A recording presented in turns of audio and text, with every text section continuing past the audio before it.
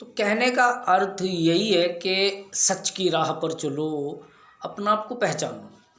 अब अपना आप को कैसे पहचानोगे? रामचरितमानस में लिखा है, गुरु बिना भव निदता रही न कोई, जो व्रंच शंकर सम होई। कि भक्ति करना इतना आसान काम नहीं है जितना हम समझते हैं।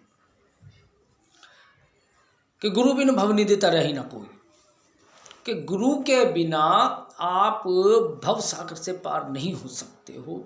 चाहे आप जप तप पूजा पाठ कुछ भी करके भगवान शंकर के समान हो जाओ, फिर भी उसके उपरांत भी आप भव सागर से पार नहीं हो सकते हो जब तक आप गुरु धारण नहीं करते हो।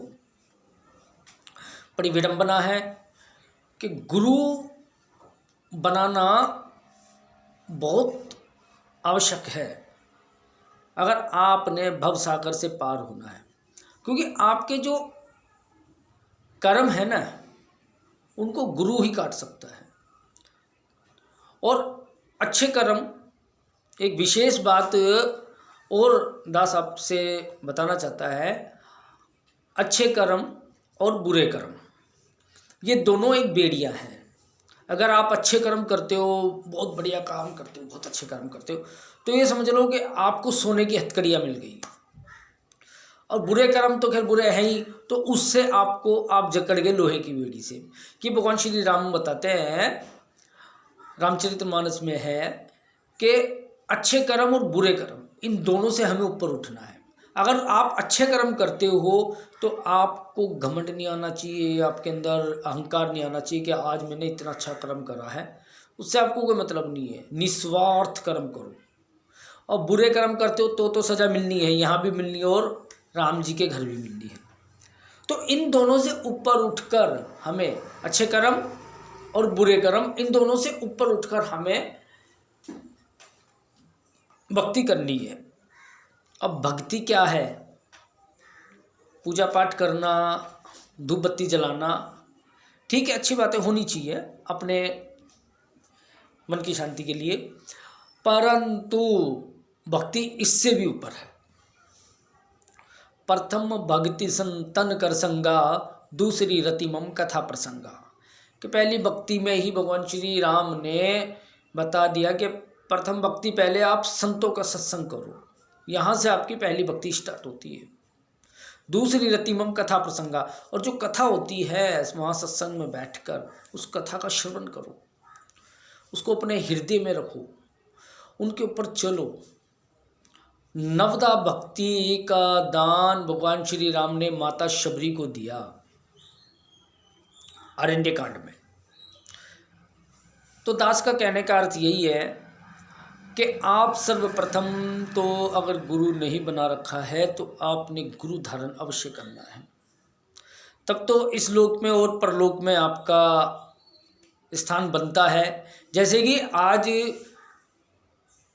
कोई ज़मीन खरीदता है, कोई प्लॉट खरीदता है, कोई फ्लैट खरीदता है, कोई फार्म हाउस खरीदता है। क्यों?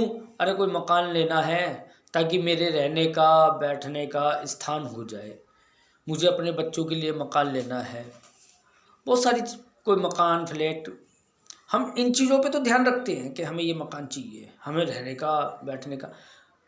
तो जो परमात्मा का घर, जो राम जी के घर है ना, वहाँ भी तो एक प्लॉट कटवाओ अपना। वहाँ कैसे कटाओगे? वहाँ कैसे फ्लैट लोगे? वहाँ कैसे मकान लोगे? तो दिव्य ज्योत आध्यात्मिक मिशन आज आपको वही उपाय बताने जा रहे हैं कि आप भक्ति करो, सेवा करो, सत्संग करो। बहुत उत्तम है भक्ति करना, सेवा करना, सत्संग करना, दीन दुखियों का सहायता करना। तो आओ संतजनों, भक्तजनों, सेवा से जुड़े, सत्संग से जुड़े और श्री रामचरितमानस, श्रीमद् भागवत गीता, इनका उच्चारण करें, इनको हमेशा समय निकालकर हमेशा पढ़ा करें। आपके जितने भी प्रश्न हैं ना, उन सब का उत्तर आपको श्री रामचरितमानस, श्री गीता जी में आपको अवश्य प्राप्त होगा। तो कृपया करके इन चीज़ों को अवश्य पढ़ाई करें। श्रीमद् भागवत गीता, रामचरितमानस और भी हमारे धर्म ग्रंथ बहुत हैं, उनको पढ़ें।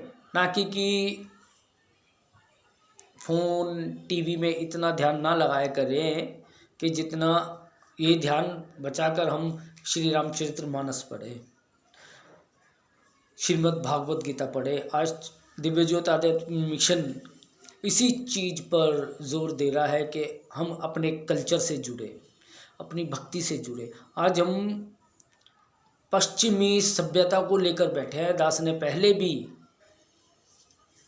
बताया था सत्संग में कि आज हम पश्चिमी संस्कृति को लेकर बैठे हैं, बल्कि पश्चिमी जो वो कल्चर होता है, संस्कृति नहीं होती, संस्कृति होती है हिंदुस्तान की। हम क्या कपड़े पहन रहे हैं, कैसे रह रहे हैं, क्या खा रहे हैं, ये सब पश्चिमी, यानी कि क्या खुल के कहा जाए तो अंग्रेज़ों का कल्चर लेके हम अपना के बैठे हैं। और हालांकि हमारा ये कल्चर नहीं है, हमारी संस्कृति है। तो दास ज़्यादा शब्दों का सहारा ना लेते हुए आपसे इन्हीं शब्दों से क्षमा चाहता है। और आप लोग कहाँ से दास की वीडियो देख रहे हैं, आपने गुरु बनाया है नहीं बनाया, ये अवश्य दास को कमेंट में बताएं। ओम नमो हरिशरणाय।